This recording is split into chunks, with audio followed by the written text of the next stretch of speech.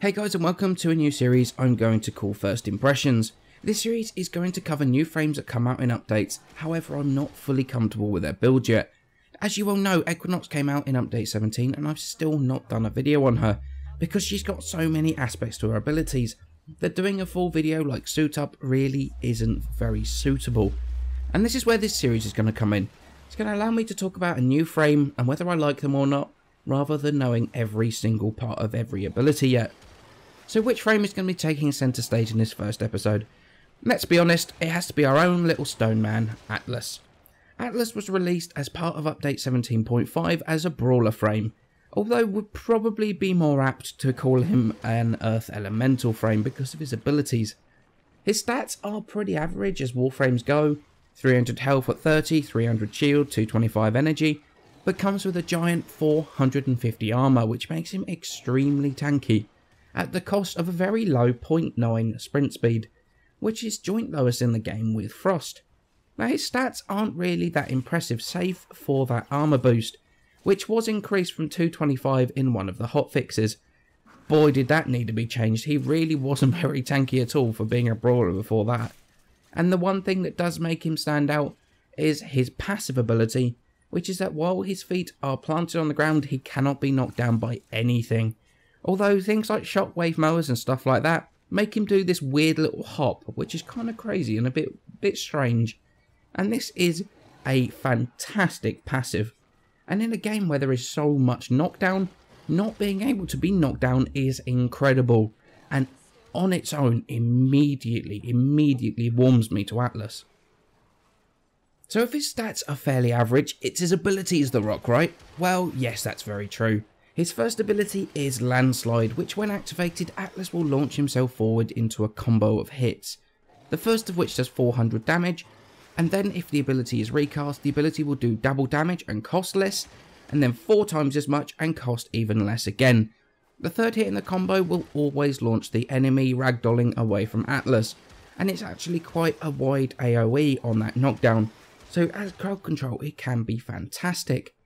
Now the damage done can be affected by power strength and duration for the combo timer obviously by duration, although the combo multiplier isn't actually affected by mods at all, so you can't increase it from that 4 times damage with the use of power strength. Now this ability is a ton of fun. It's not the most damaging ability ever. Even level 30 to 40 heavy units will take something like 10 to 15 hits to die most of the time. Not only that, but the ragdoll does actually take them out of melee range, so 90% of the time you're going to lose the combo by the time you get back in range again, and obviously you're going to lose the energy reduction by the time you're back in range as well. But however, smashing people in the face it's amazing, and it's definitely a fun ability despite these problems. And remember, it's only a first ability, so it really is not bad at all. Now I love this idea of the decreasing energy cost every time you recast it, and it is something that I seriously hope gets put onto other frames. Even Slash Dash might even benefit from this, and it could be absolutely fantastic. His second ability is Tectonics, where Atlas uses rocks to deploy a wall blocking incoming fire. If you activate it again, the wall will turn into a ball and roll Indiana Jones style towards enemies, dealing a radial AoE when it explodes. Now this ability does sound cool, but really I'm not a fan of it at all. The ball is supposed to roll towards the cursor aim when you obviously deactivate it, but it seems to be incredibly derpy, and half of the time it just rolls it completely the wrong direction with no control over it whatsoever.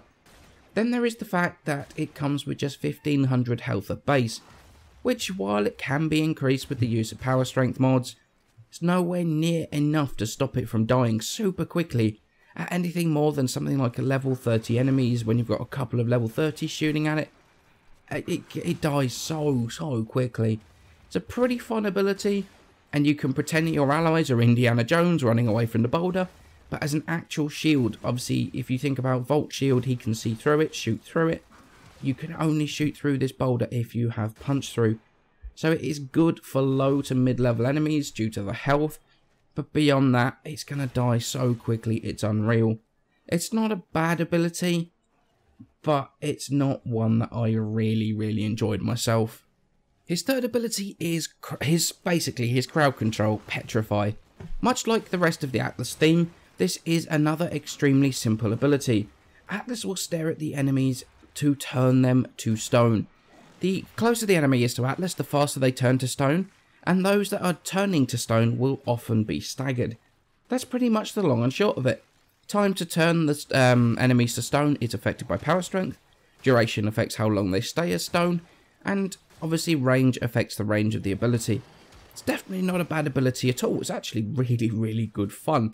But the problem is it takes, well, a lot of the time while you're using it, because you're very immobile, you can only walk very slowly, or you can roll to get a little bit of distance.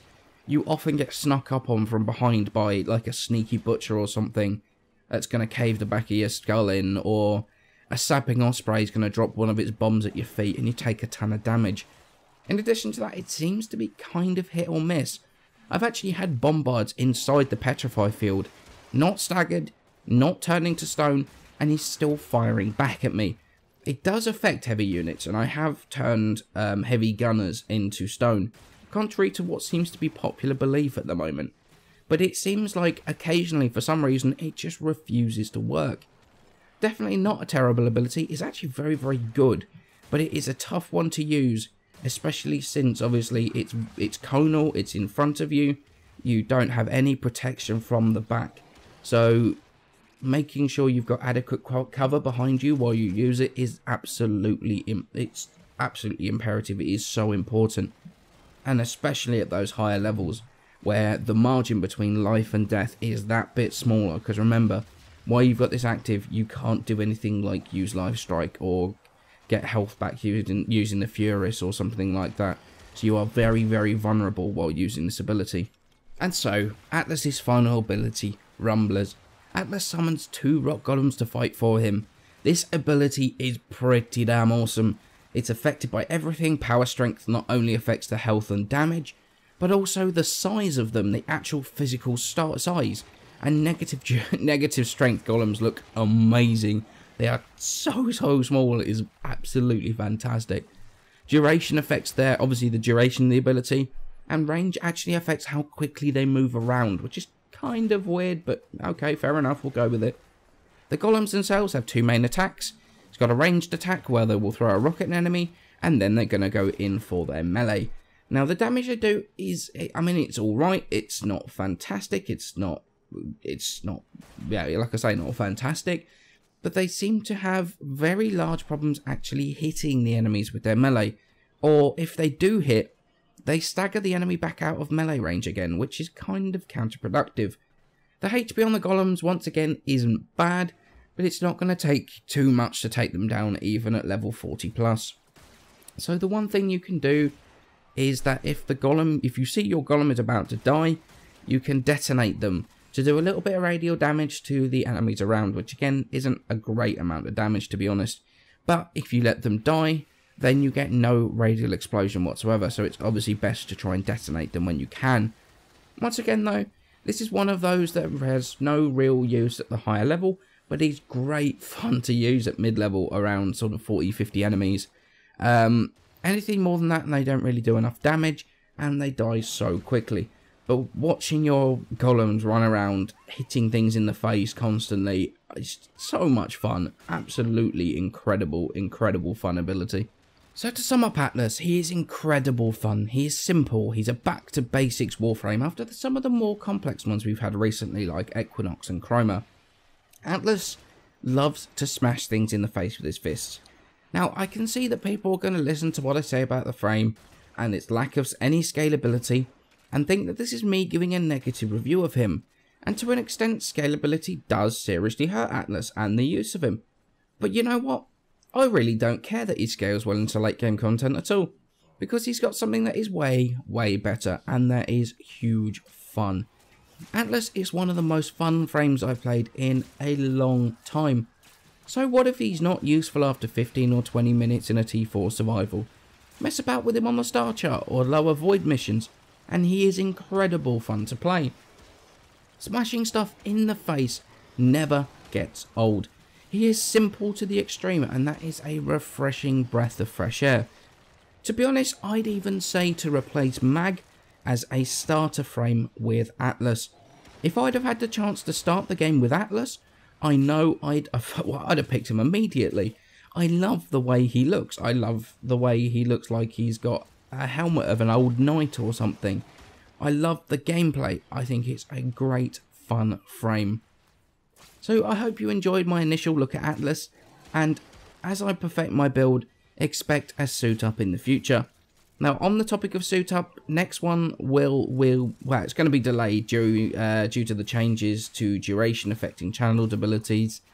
I need to go back and I need to look at a whole bunch of my builds again, which is kind of a pain. So I will try and get through that as quickly as possible.